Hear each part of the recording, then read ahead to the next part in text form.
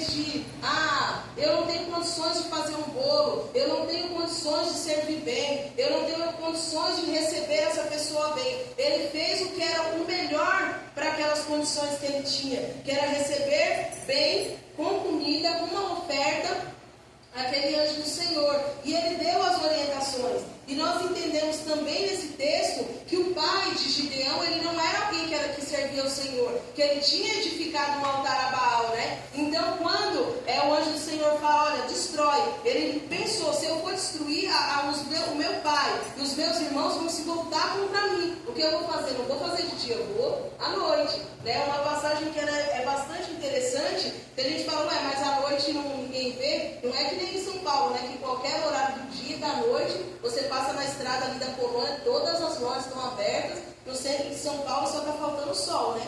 Não tem nada que não esteja funcionando. Mas aqui em outro tempo, em outra situação, a noite era feita para dormir mesmo. Só que ele cumpriu uma ordem porque ele acreditou na palavra do Senhor e nas palavras que ele ouvia sobre o Deus que aquele povo servia e a qual o povo virou as costas, né?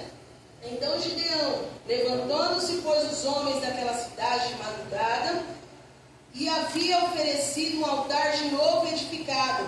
Quem fez estas coisas? Esquadrinhando e inquirindo disseram, Gideão, filho de Joás, fez essas coisas. Então os homens daquela cidade disseram a Joás, tira para fora teu filho para que morra, pois derrubou o altar de Baal e cortou o bosque que estava ao seu pé. Porém Joás disse a todos os que se puseram contra ele, contendereis, pois, vós a Baal, livrá-lo-ei vós, qualquer um que por ele contender, ainda esta manhã será morto. Se é Deus por si mesmo, contenda. Pelo que naquele dia lhe chamaram Jerubaal, dizendo, Baal contendera contra ele, pois derrubou o seu altar. E todos os midianitas passaram e se puseram no vale de Jezreel.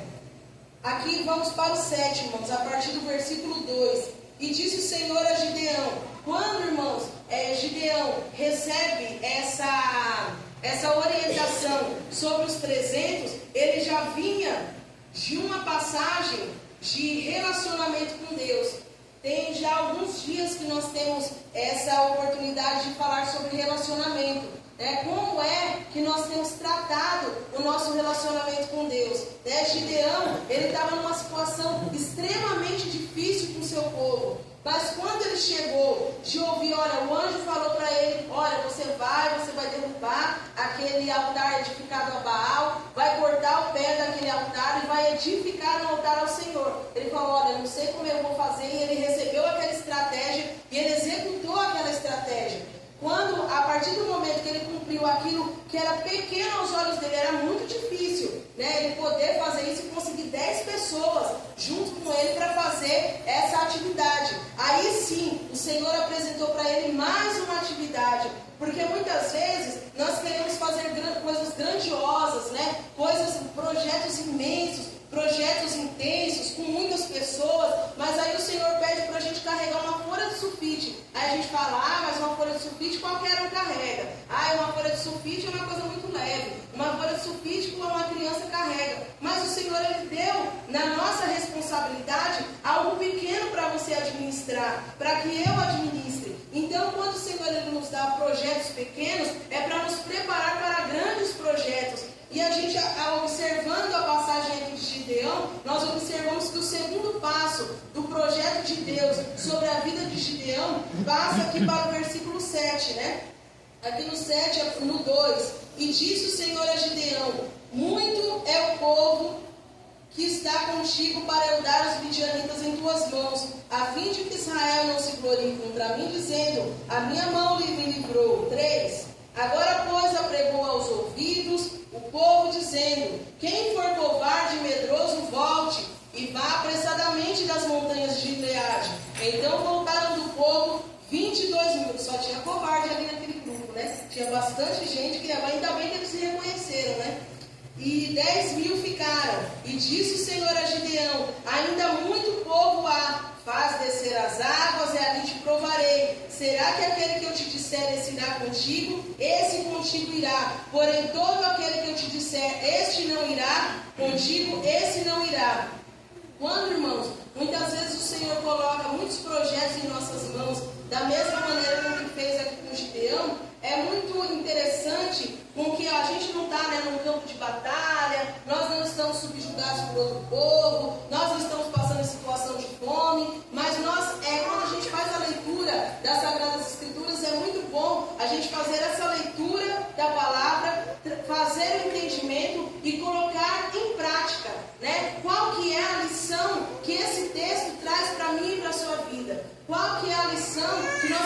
tirar a gente não está na situação de Gideão, eu não sou o filho mais novo de ninguém, a gente não está malhando trigo em lugar nenhum. Quando eu preciso de um trigo, eu vou lá no mercado aí, me pego um pacote de sol e trago para casa e está tudo certo. Mas aqui, quando nós colocamos em prática, né, todos os detalhes, porque o mesmo Deus que falou aqui com Gideão, através dessa situação, para que ele administrasse aquelas pessoas, para que ele observasse, olha, pessoas, como é que hoje em dia nós falamos, olha, os covardes, vocês podem ir embora. Aí já, nossa, mas como é ignorante, como é grosso, como é estúpido. Mas o Senhor, ele vai dar estratégias, né? Ele dá maneiras de nós conduzirmos um projeto dele. Porque quando o projeto é do Senhor, a gente só tem que se preocupar como a gente vai administrar aquilo. Mas a maneira com que isso vai acontecer, isso é com o Senhor.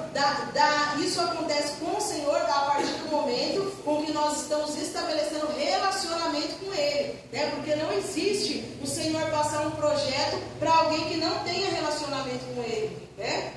Então, quando nós falamos aqui a partir do versículo 6, e foi o número dos que lamberam levando a boca, trazendo homens, e todo o resto se abaixou a beber as águas. Quando nós vemos esse texto, esse nos traz um entendimento de que as pessoas que elas foram afoitas, beber aquela água naquele riacho, né? Elas eram pessoas que elas não estavam preparadas para segurar uma espada e beber água e estar atento à situação de guerra. Então as pessoas que elas estavam pegando a água com a mão, teoricamente essas eram as pessoas que estavam preparadas para caminhar com Gideão. E essas pessoas ficaram de 10 mil, ficaram apenas 300, né? A gente olha, nossa, 10.300 eram 32 mil, né? E sobraram 10 mil e sobraram 300. Então essa peneira é bem forte, né? E hoje, quando nós observamos diversas, né, situações aí, quando se envolve um projeto espiritual, um projeto que o Senhor ele coloca e administra, não é um projeto que colocam 10 mil pessoas, é um projeto que ele vai peneirando e que vai administrando e que cada um, o Senhor vai buscando um relacionamento, buscando uma estratégia, colocando estratégia nos corações, né? Aqui no versículo 8, e o povo tomou na sua mão a provisão e as suas buzinas, e ele enviou a todos os homens de Israel, cada um a sua tenda. Porém os 300 homens reteve, estava no arraial dos midianitas. E sucedeu que naquela mesma noite o Senhor lhe disse, levanta e desce ao arraial, porque o Senhor tem dado na tua mão. E se ainda temer descer, desce tu, teu moço, ao arraial, e ouvirás o que dizem. Então esforçarão as tuas mãos. Então desceu ele com seu moço ao extremo dos sentinelas que estavam, os midianitas e os amalequitas e todos os filhos do Oriente, jaziam no vale dos gafanhotos em multidão. Chegando, pois, Gideão, e estavam contudo um homem, companheiro, um sonho, dizia, eis que um sonho sonhei, eis que um pão cevado e torrado rodeava o arraial dos midianitas. 15. E sucedeu que, ouvindo Gideão a narração deste sonho e a sua explicação, adorou e tornou ao arraial do Senhor, dizendo, levantai, porque o Senhor nos tem dado o arraial dos midianitas. Aqui no versículo 20. Assim tocaram os 3 esquadrões as buzinas e partiram os cântaros. 21. E ficando cada um no seu lugar, ao redor do arraial, todo o exército deitou e correu, e gritando fugiram. Tocando, pois, os 300 as buzinas, o Senhor tornou a espada um contra o outro, e isso em todo o arraial, e o exército fugiu até Betsita, até o limite. Então os homens de Israel, de Naphtali, de Aser e de Manassés foram convocados e conseguiram perseguir os midianitas. 25.